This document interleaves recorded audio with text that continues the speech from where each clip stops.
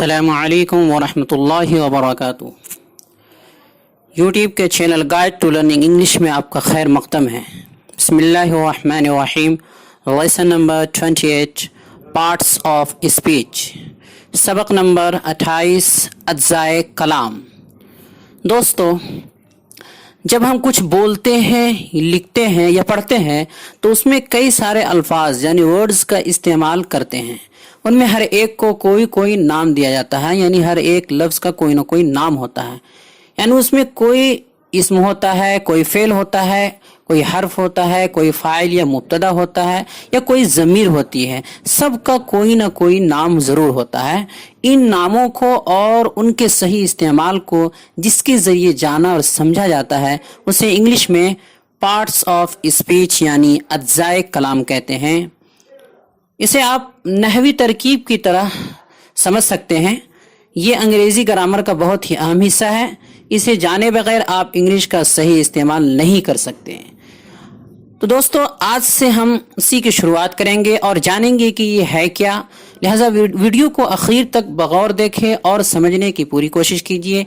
एक हिस्सा भी छूटना नहीं चाहिए, वरना बाद में आप बहुत पछताएंगे। आगे बढ़ने से पहले दोस्तों, अगर आपने हमारे चैनल को अब तक सब्सक्राइब नहीं किया है तो कर लें और बेल आइकन में ऑल का बटन प्रेस करना हरगिज़ ना भूलें, ताकि इस तरह की एक वीडियो भी आपसे। पार्ट्स ऑफ स्पीच यानी अज्जाए कलाम।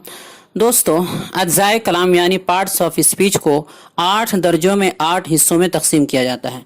आज के सबक में हम उन तमाम को सरसरी तौर पर उनकी तारीफ़ात और मिसालों से समझेंगे। फिर अगले सबक में हर एक को उनके अक़साम के साथ तफसील से पढ़ेंगे। पार्ट्स ऑफ स्पीच 8 है। Number 1, noun. नाउन जिसे उर्दू में इस्म कहते हैं। प्रोनाउन, प्रोनाउन इसे उर्दू में ज़मीर, इसमें ज़मीर कहते हैं। एडजेक्टिव, एडजेक्टिव यानी सिफत, इसको एडजेक्टिव नहीं पढ़ना है, डी साइलेंट है, एडजेक्टिव सिफत। वर्ब यानी फेल। एडवर्ब, एडवर्ब यानी फेल मुताल्लिक या फेल ताबे।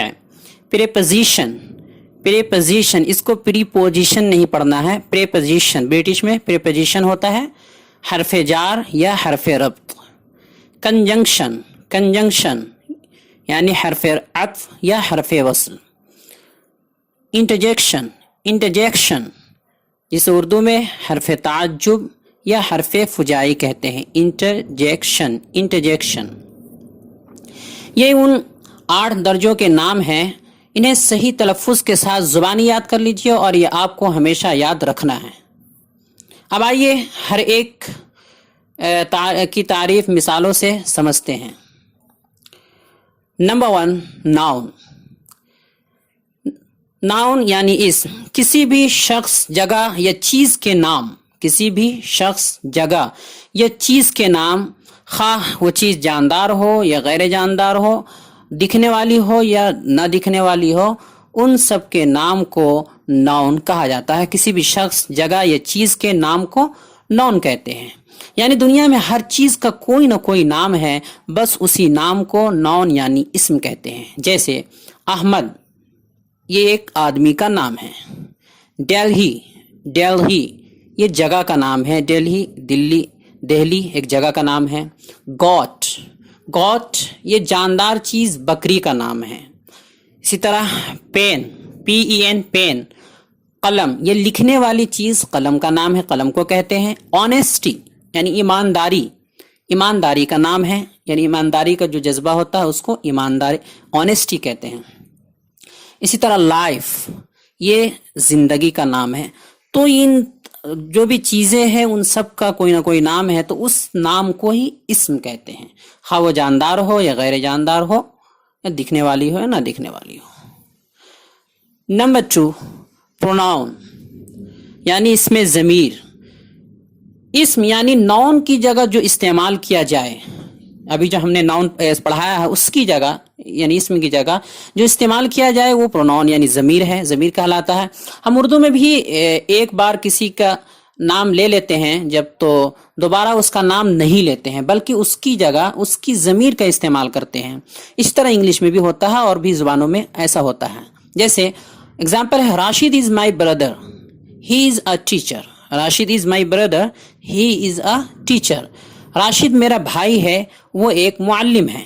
तो इसमें जो हमने दोबारा राशिद का नाम ना लेकर, पहले हमने राशिद का नाम लिया, उसके बाद वो का इस्तेमाल किया, उर्दू में और अंग्रेजी में ही का इस्तेमाल किया। तो दोबारा जो हमने राशिद का नाम नहीं लिया, उसकी जगह ही का इस्तेमाल किया है, इसे ही ज़मीर कहते हैं। ये जो ही इस्तेमाल किया हमने, ये ज़मीर है, यानी ये नाउन जो राशिद है उसकी जगह हमने इस्तेमाल किया है। आपको पहले भी प्रोनाउन के बारे में बताया जा चुका है और आप कुछ मश्क भी कर चुके हैं, जैसे I, we, you, they, he, she, it, this, that, these, those वगैरह का इस्तेमाल ज़मीर के तौर पर होता है, पहले हम बता चुके हैं। नंबर 3, एडजेक्टिव यानी सिफत। जो लफ्ज़ किसी इस्म या ज़मीर की खुसूसियत, जो लफ्ज़ किसी इस्म या ज़मीर यानी नाउन या प्रोनाउन की खुसूसियत और खूबी बयान करे, उसे सिफत कहते हैं। जैसे एग्जाम्पल है, Sajid is an intelligent boy. Sajid is an intelligent boy. Sajid एक ज़हीन लड़का है। इसमें देखिए लफ्ज़ बॉय जो आखिर में आया है, लफ्ज़ बॉय एक नाउन है, यानी एक लड़के का नाम है, इसलिए लड़के को कहते हैं बॉय, नाउन हुआ।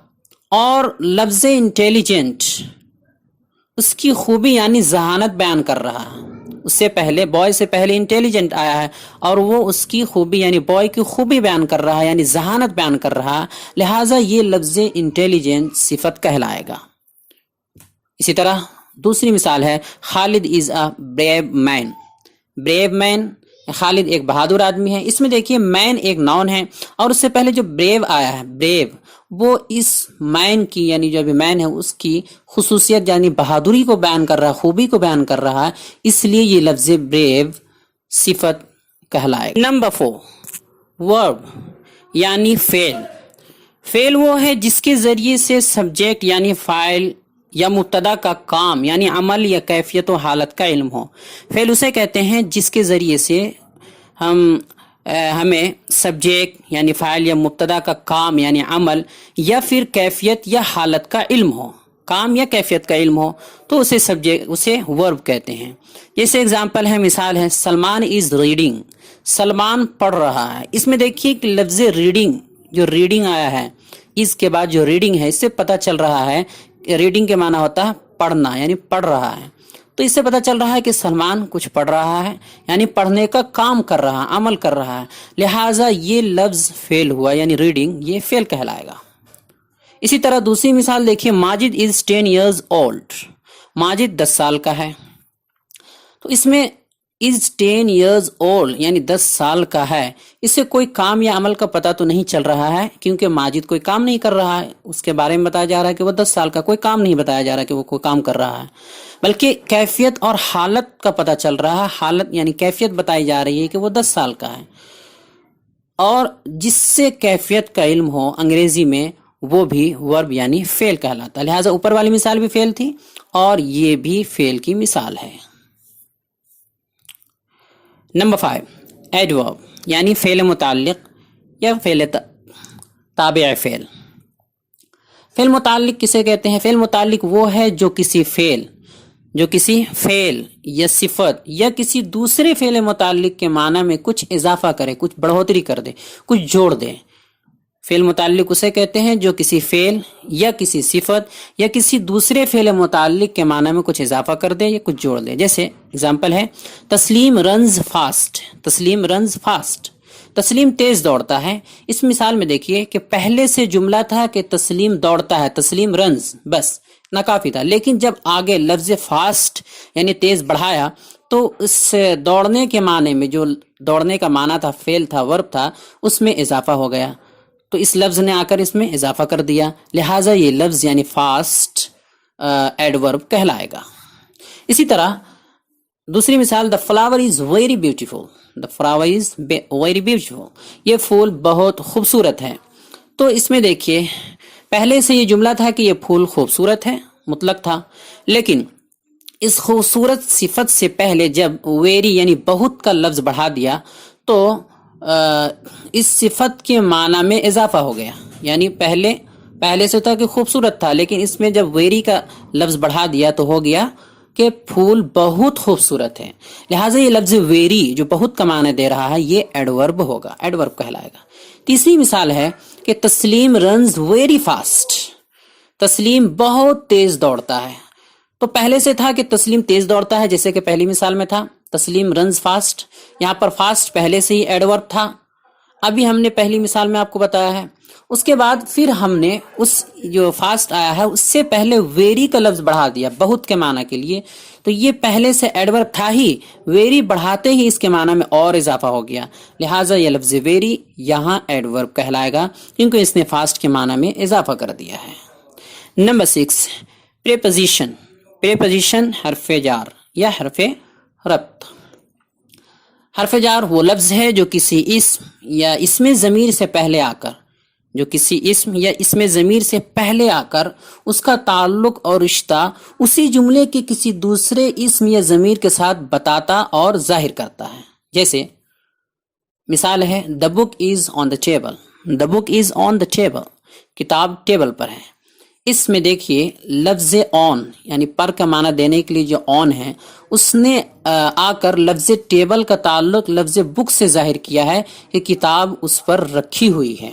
پہلے تھا دا بک از دا ٹیبل، تو پتہ نہیں چل رہا تھا اس کا معنی کہ کیا کہنا چاہ رہے ہیں. دا بک از ٹیبل، آن نے آ کر بتا دیا کہ کتاب ٹیبل پر ہے، تو کتاب کا تعلق ٹیبل سے جوڑ دیا ہے، اس سے بتا دیا ہے، ظاہر کیا ہے. لہٰذا اس لفظ آن کو پریپوزیشن کہیں گے. اس کے لیے یعنی پریپوزیشن کے لیے on, at, in, under, after, by, since, for, till وغیرہ کا استعمال ہوتا ہے جس کی تفصیل آگے آئے گی. آگے بڑھتے ہیں. نمبر 7 کنجنکشن یعنی حرف عطف. حرف عطف. حرف عطف وہ لفظ ہے جو دو الفاظ یا جملوں کو آپس میں ملاتا ہے. دو الفاظ یا دو جملوں کو آپس میں، دو سے زائد بھی ہو سکتے ہیں، کم سے کم دو الفاظ یا جملوں کو آپس میں ملاتا ہے. جیسے مثال ہے Aslam and Anwar are friends. Aslam اور انور دوست ہیں. اس میں دیکھیے اسلم اور انور دو الگ الگ الفاظ تھے، الگ الگ ورڈز تھے، ان کے بیچ میں اینڈ نے آ کر ان دونوں کو جوڑ دیا ہے، تو یہ لہٰذا یہ اینڈ کنجنکشن کہلائے گا. اسی طرح دوسری مثال دیکھیں ڈو اور ڈائی، کرو یا مرو. یہ دونوں الگ الگ جملے تھے، یعنی ڈو ایک الگ جملہ تھا جس کا معنی کرو، اور ڈائی ایک الگ جملہ تھا اس کا معنی ہے مرو.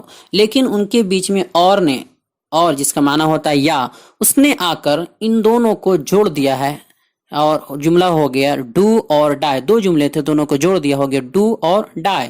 لہٰذا یہ لفظ اور بھی کنجنکشن کہلائے گا، اس لیے کہ اس نے جوڑنے کا کام کیا ہے. نمبر 8 انٹرجیکشن.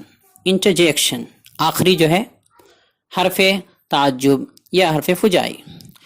حرف تعجب وہ الفاظ ہیں جن کا استعمال دل میں ایک دم سے اٹھنے والے یعنی اچانک اٹھنے والے احساسات، خیالات اور خواہشات کے اظہار کے لیے کیا جاتا ہے. جیسے ہرا، خوشی کے لیے کیا جاتا ہے، جب آدمی خوش ہوتا ہے ہرا. اس طرح الاس، افسوس، اوہ یہ بھی افسوس کے لیے. اسی طرح براوو وغیرہ وغیرہ، ان جیسے الفاظ کا استعمال کیا جاتا ہے اچانک خیالات کے اظہار کے لیے، تو انہیں انٹرجیکشن کہا جاتا ہے. نوٹ: حرف فجائی یعنی انٹرجیکشن کے الفاظ کے آخر میں ہمیشہ علامت فجائیہ یعنی ایکسکلامیشن مارک ہوتا ہے. یہ نشان ہے ایکسکلامیشن کا، یہ ہمیشہ ہوتا ہے اس کے آخر میں. آج کے لیے اتنا ہی کافی ہے، باقی ان سب کی تفصیل آگے آئے گی. آج کے سوالات. سوال ہے، سوال نمبر 1 اجزائے کلام یعنی پارٹس آف اسپیچ کتنے ہیں؟ لکھ کر لائیے. پارٹس آف اسپیچ کتنے ہیں؟ لکھ کر لائیے. نمبر 2 سوال نمبر 2 تمام پارٹس آف اسپیچ کو یعنی اجزائے کلام کو جو ابھی ہم نے بتایا ہے زبانی یاد کر کے تلفظ کے ساتھ سنائیے، اگر ممکن ہو تو آڈیو سینڈ کیجیے. نمبر 3 یعنی سوال نمبر 3 اس جملے یعنی Sajid is an intelligent boy, یہ جو جملہ ہے اس میں انٹیلیجنٹ کیا ہے؟ انٹیلیجنٹ اس میں کیا بن رہا ہے؟ ابھی جو ہم نے بتایا ہے ان میں سے کیا ہے؟ سوال نمبر 4 اس جملہ یعنی دا book is on the table, the book is on the table, اس جملے میں پریپوزیشن کون ہے؟ بتائیے کہ اس جملے میں پریپوزیشن کون ہے؟